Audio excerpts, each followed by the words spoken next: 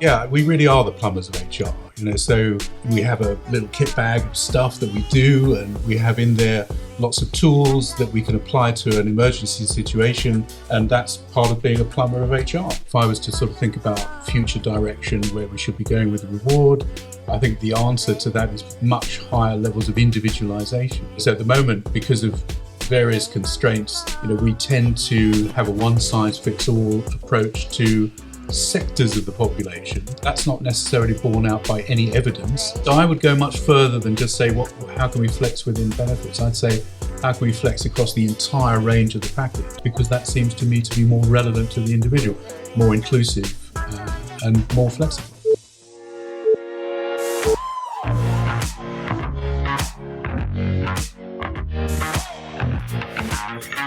Welcome to another episode of All About HR. Something I wanted to ask you about as well, Peter. You mentioned feedback. Feedback, of course, is a hot topic right now. We see it everywhere. And you said feedback wasn't necessarily used enough when it comes to reward. I do believe, however, that at Unilever, you actually have found a way to let people give feedback on their total reward, right? Yeah, that's right. And so this is, to me, this is really important because, it's extraordinary that in reward, we really don't want to hear what people think about it. Our ears are closed to that because it raises too many problems. For a start, I think quite erroneously, we believe that people wouldn't give us genuine feedback. We believe that they would be self-interested in their point of view. I don't believe that. I think that people are capable of giving you very accurate feedback. And so we have been very systematic about getting as much feedback as we can. And we've done it through technology. So we have a technology platform that we built ourselves, again, starting back 10 years ago or so. We've developed it very heavily. It gives you a total reward statement online, 24/7, always available, updated regularly, in fact, every day. And so therefore, you can look at what you earn in all kinds of detail, and you can give feedback on that as to whether you find it something that is meaningful to you or not. Do you have enough information about it? So we have been gathering that kind of feedback, and I think it really is essential for the development of an effectively engaging reward system to get that feedback, because after all, if it's not relevant to you, you'll look elsewhere for something that you feel fits you better. I believe so, yes. And I believe what you said, that's interesting as well, about the giving people their total reward statement. That's, I believe, how you called it, right? Yes. But that they can access it at any time and that it gets updated every day. So basically what they see is in real time. I believe that is rather unusual still, isn't it? Yeah, because it's really difficult to do. So, if you imagine, a company with 150,000 employees thereabouts, then every package has got about 10 elements. So you're up into the millions of data points very quickly. And it's all moving around, with exchange rates and updating and all this kind of thing. And so it's really complicated. But what we managed to do was to create a rules engine, because reward is nothing but numbers and rules.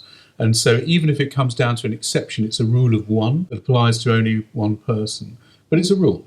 And so we put into our system the rules that actually create the packages that people receive, and therefore we can replicate every package through the system. That has lots of really interesting consequences, because it means that reward information is available everywhere to anybody all the time. And so I don't need to be in a country to get the information about what those people earn. That's incredibly useful from a governance point of view, because if reward is too localized, then the tendency is to be overly self-interested in one's own reward, and there's a lack of clarity and visibility about what's being done. So to have a system which enables everybody who is approved and authorized to do so to look at what's going on is key to good governance. So I think that's one good feature. Second good feature is that from a reward organization point of view, you can deploy your resources more effectively, because you don't need to have people who are on the ground everywhere to do stuff. You can begin to do things more remotely.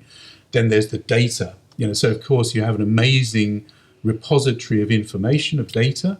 All of that's being updated, moving all the time, so you can look at trends. It gives you capacity that is really game-changing in terms of how you do things. So pretty useful. And that's something which we have created over the course of many years, and it's really, really useful. It sounds to me like a very sophisticated plumber project, so to speak. Yeah, we were working on that one for quite a long time, and so we've now even created a spin-out company called Uflex Reward, which is made that system available to other companies.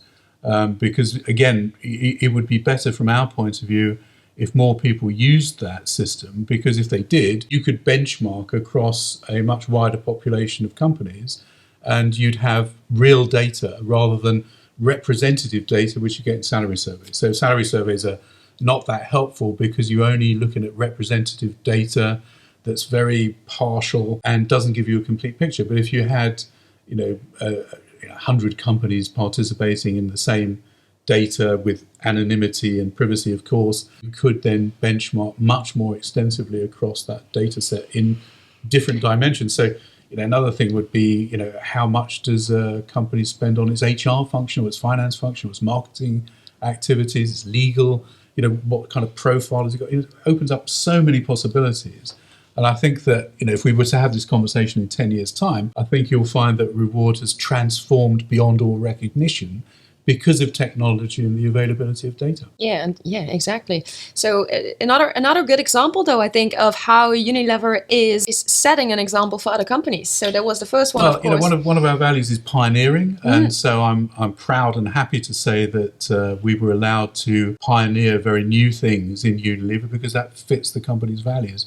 And so we were able to do some, vastly innovative things that we've now been able to also make available to others, so that it's not just about us. It's also how can we change the way things are done in this area. A bit like living wage, we can also transform the way that Reward is done by other companies too. And I think that helps to get society into a better place. It also helps capitalism to get into a better place where it isn't at odds with the interests of society, but is aligned to the interests of society and is doing useful things for society, rather than getting a reputation for simply pillaging and maximizing profitability. Yeah, perhaps we can speak about, capitalism for good in this sense. Yeah, and that's always a difficult conversation because there's lots of conflicting interests in that. But without some kind of giving back to society, companies don't really have the right to be there.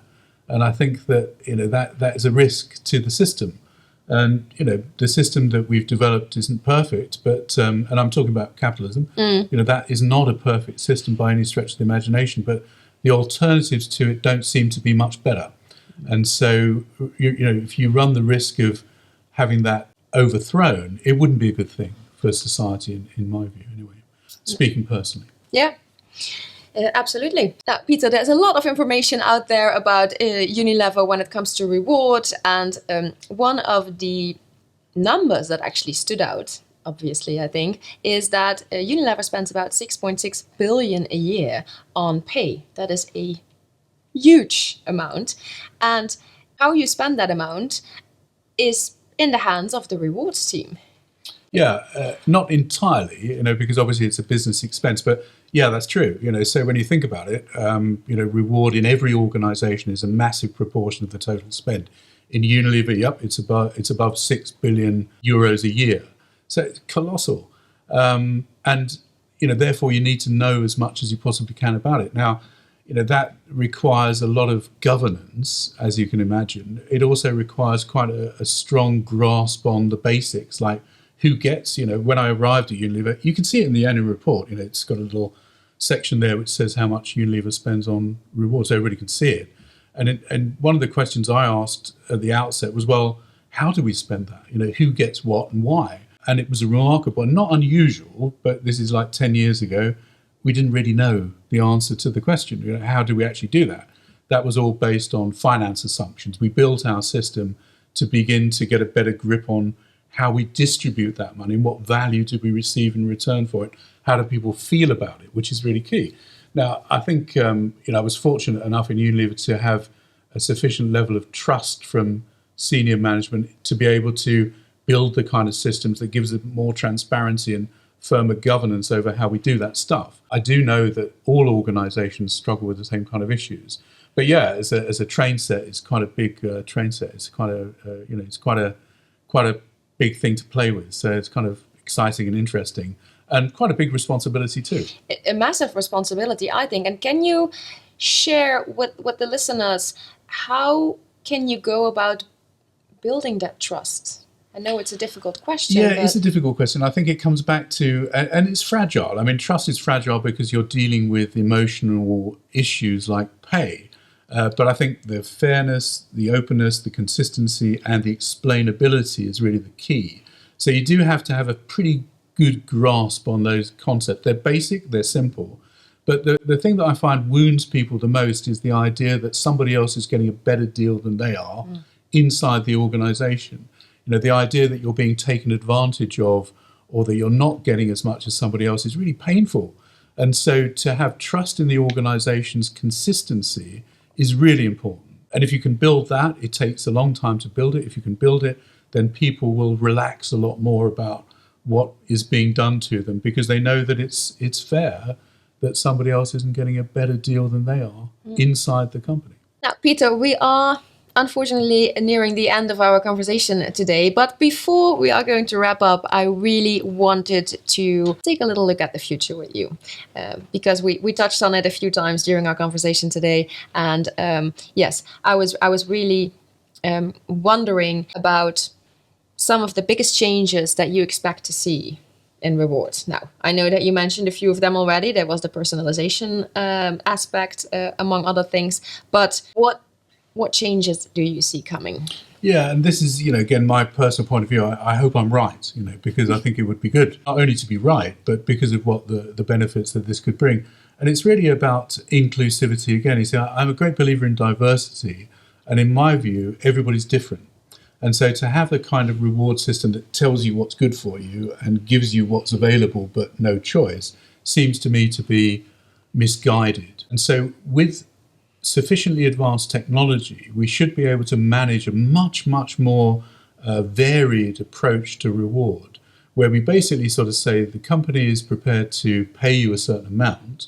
How you decide to take that is up to you. It may not change the total cost to the company, but the provision of that can be something that really suits your lifestyle or your life cycle. Everybody goes through changes, and usually when we look for a different job, it's because we're hitting a bump in the road where we need to do something different. You may be starting a family, you may be needing to buy a bigger house, a bigger car. You hit a bump in the road and your package doesn't really stretch as far as it needs to. And rather than the company being responsive to that difficulty, you start looking for another job because that other job might give you what you need today. Well, why can't we give you that choice of changing the composition of your package so that it suits you better?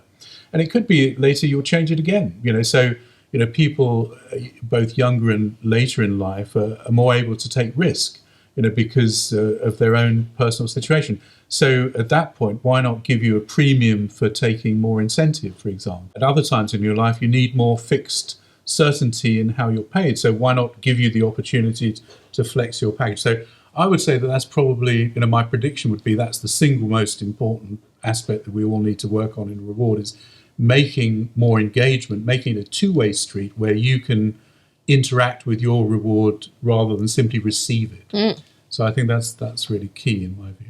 A bit of a loaded question here, maybe, Peter, but could you see that go as far as people at some point being able to determine their own salary? It shouldn't be a question of saying, what should the company be paying me in totality? I think the company always needs to decide the value that you offer, but they need to manage that effectively. That's their call. The company should be able to say, we're prepared to spend this much money on your package, but how you take, the proportion you take as salary, that should be up to you.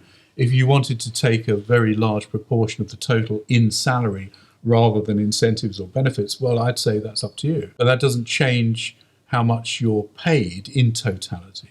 You see the distinction? I do. Yeah. Okay. I do. And I think that way it's a good two-way street. And of course, the company's job then is to make sure that what it's paying you is a fair representation of the value you bring to the organization.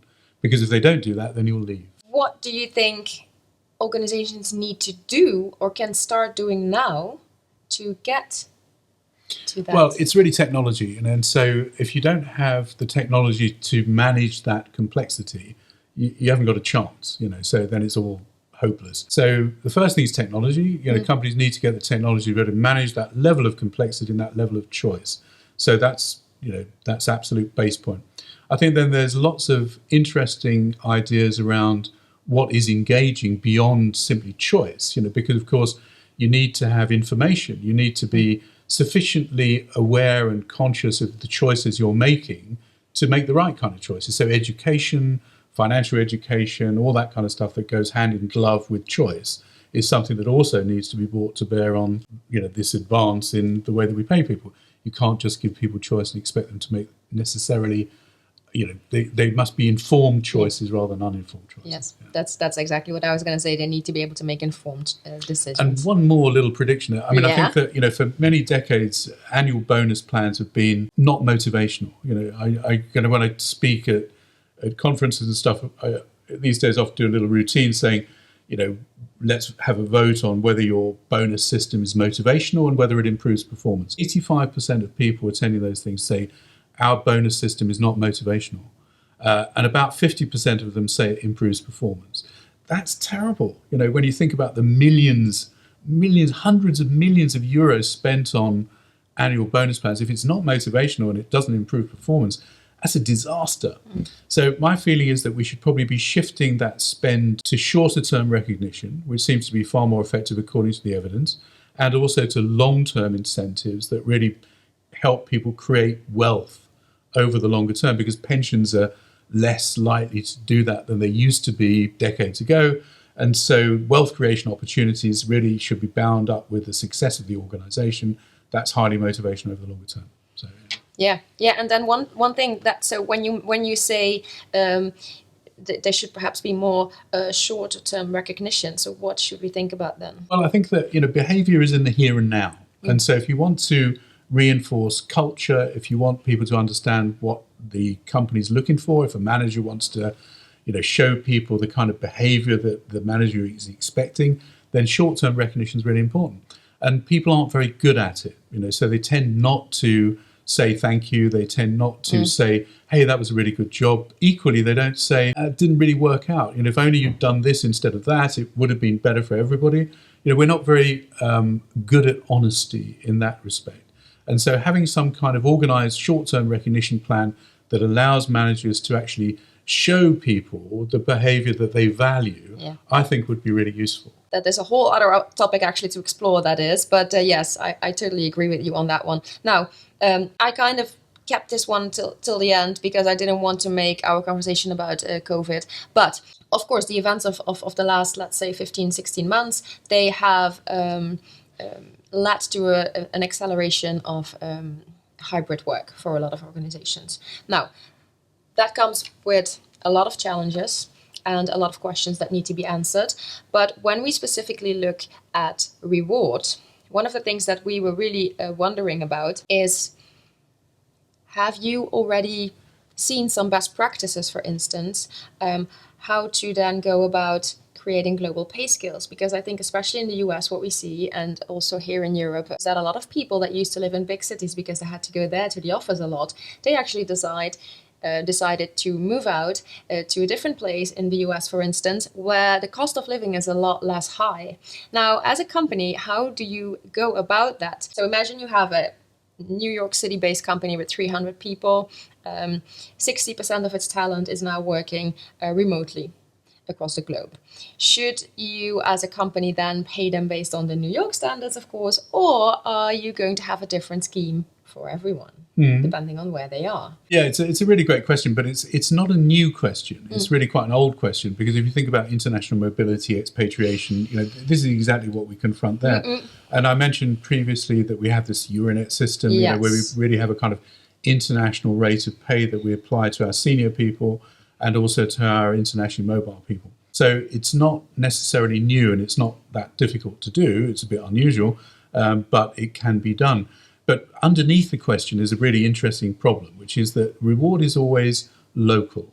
So the difficulty with the reward is that it's always referenced to what other people get paid. If other companies didn't pay their people, I wouldn't pay my people either. So we're all in this kind of looking at each other kind of position where we're trying to be competitive, whatever that is.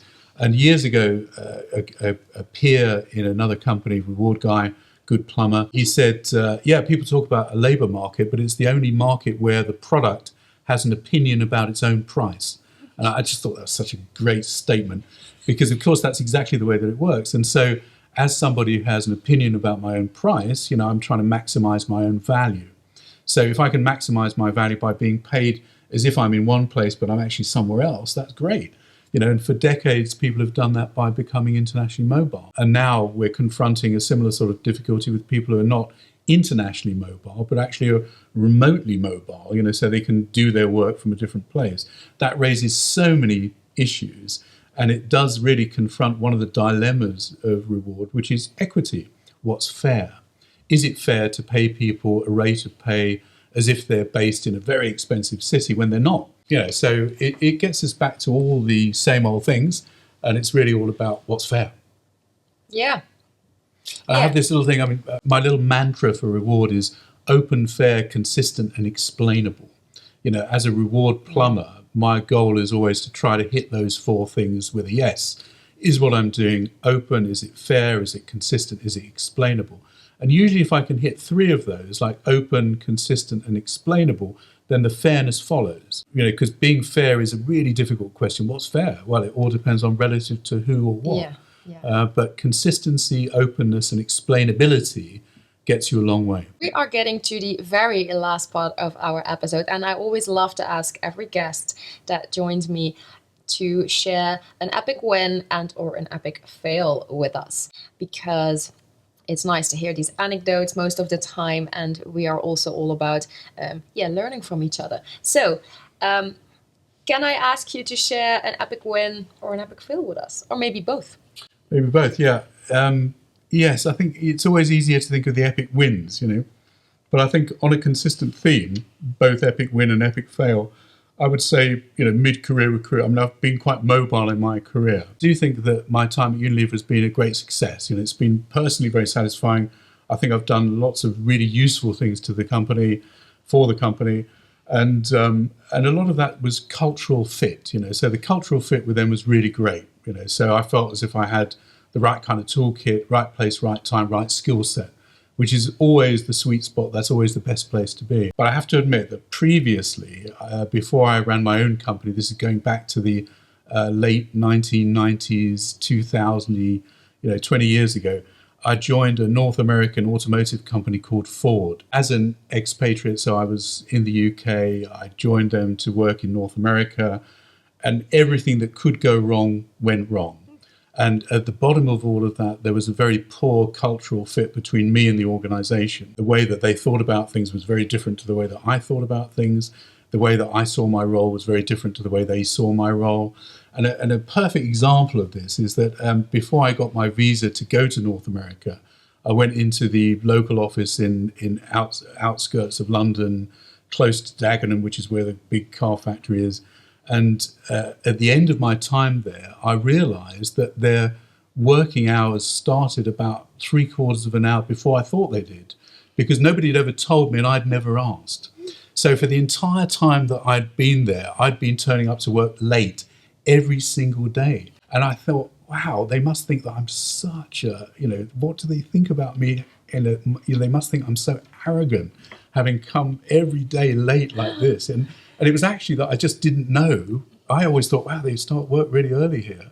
But I didn't realize that it wasn't voluntary. It was actually they were supposed to, and so was I. So, yeah. So, sometimes you win, sometimes you lose. Yes, definitely. And thank you very much for sharing that. I think that was a fabulous example, to be honest. Both the Unilever one, which I think is a great success story, and the example from when you were in the US, and then shows again the importance of just communication, but also culture fit. So thank you so much. And thank you for joining me for today's episode. Yeah, my pleasure. Thank you very much for the invitation. Yes. Thank you everyone for listening to today's episode. As always, do not forget to subscribe to the channel, hit the notification bell, and like this video. Thank you very much, and see you again soon for a new episode. Bye.